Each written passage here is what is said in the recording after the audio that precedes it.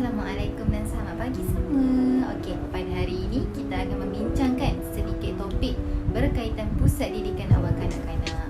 Okey, di mana topik yang akan kita bincangkan hari ini adalah yang pertama, pengurusan operasi bagi pusat didikan awal kanak-kanak. Yang seterusnya pengurusan pembelajaran, pengajaran serta pemudahcaraan di bilik darjah, dan yang terakhir adalah pelaksanaan pembelajaran di atas talian. Okey, yang seterusnya kita akan mulakan dengan topik yang pertama, iaitu pengurusan operasi bagi pusat didikan awal kanak-kanak. Okey, pengurusan operasi kita ni terpaksa diubah sedikit berikutan dengan ancaman COVID yang telah melanda di negara kita sekarang. Oleh yang demikian, kita akan melaksanakan satu tempoh operasi yang baru, susun atur bilik darjah yang baru dan segala SOP yang akan ditetapkan bagi menjaga keselamatan setiap kanak-kanak. Okey, bagi yang pertama sekali kita akan teruskan dengan tempoh operasi. Sepanjang perintah kawalan pergerakan ini berjalan dan berlangsung, tempoh operasi yang kita akan jalankan hanyalah selama 10 jam, di mana 10 jam ini bermula pada awal 7 pagi dan tamat selewat-lewatnya pada 5 petang. Terdapat juga perubahan yang berlaku terhadap susun atur ruangan pusat didikan awal kanak-kanak. Okey, susun atur yang akan kita lakukan ialah semestinya setiap meja atau tempat makan kanak-kanak adalah berjarak lebih kurang 1 meter setiap seorang bagi mengelakkan virus mudah untuk merebak.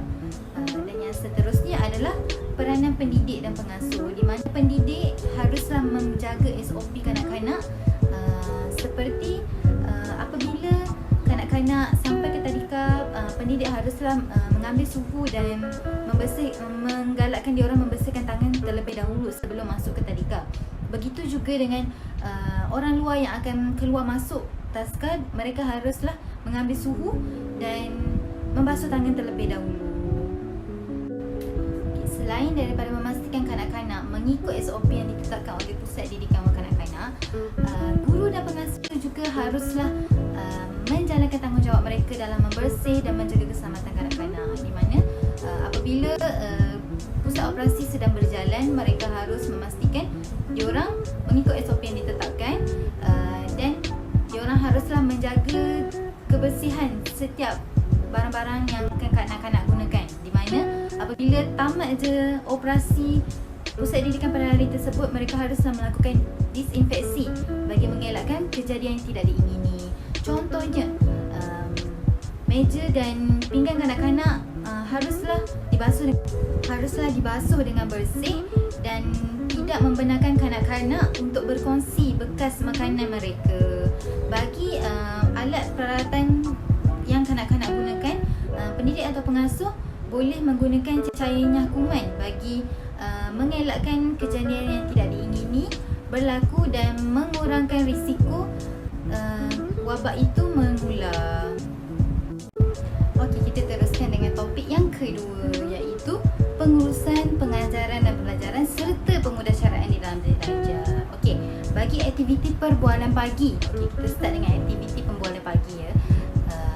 Aktiviti perbualan pagi tidak akan dijalankan secara circle time lagi. Kita akan jalankan secara berbaris bagi mengelakkan interaksi kanak-kanak dari muka ke muka.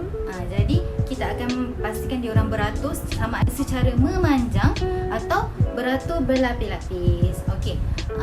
Yang seterusnya, apabila aktiviti perbualan pagi dijalankan, kesemua kanak-kanak haruslah memakai topeng muka yang lut sinar tu, yang macam topi tu. Okey, digalakkan, memastikan kanak-kanak memakai, kesemua kanak-kanak memakai topeng muka tersebut. Okey, ini adalah salah satu cara bagi mengurangkan risiko jangkitan berlaku. Jadi kanak-kanak pun adalah lebih memadai untuk memakai topeng muka lut sinar tersebut daripada memakai topeng pelitup muka mulut dan hidung, kerana apabila aktiviti pembelajaran dijalankan, kanak-kanak akan mudah berasa lemas. Satu lagi, kanak-kanak aktif kan. Okey. Yang seterusnya adalah waktu rehat. Okey. Setiap setiap kali sebelum waktu rehat, waktu kanak-kanak makan, okey, kanak-kanak diminta untuk membasuh tangan terlebih dahulu dan mengambil pinggan masing-masing dan duduk di tempat yang telah ditetapkan. Okey, tempat yang akan ditetapkan semestinya jarak 1 meter. Okey, telah sampai kita ke topik yang terakhir, iaitu topik pelaksanaan pengajaran dan pembelajaran di atas talian.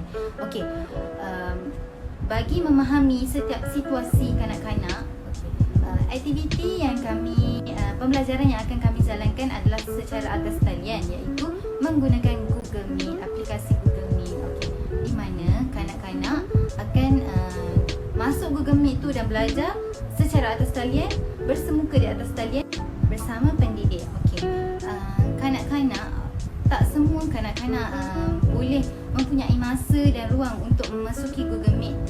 Mungkin ada yang ibu bapanya bekerja, tinggal dengan pengasuh, tinggal dengan atuk, dengan nenek. Maka kami mengambil inisiatif untuk memahami setiap pihak dengan mengadakan kelas atau aktiviti pembelajaran secara berkala.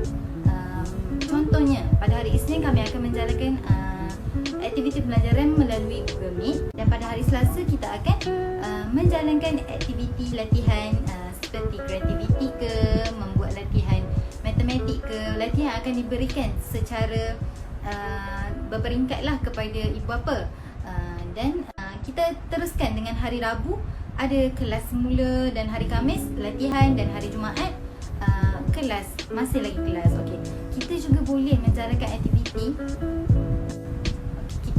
untuk menjalankan aktiviti seperti bersukan melalui aplikasi Google Meet.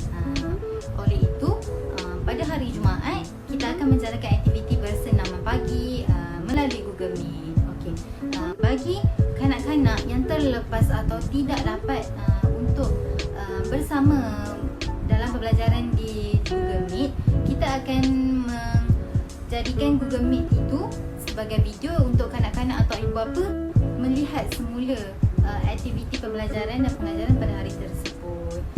Selain daripada melihat semula, memberi kanak-kanak untuk menonton semula, mungkin ibu bapa boleh mengambil inisiatif untuk mengajar apa yang kanak-kanak belajar pada hari tersebut, bergantung kepada situasi ibu bapa itu sendiri.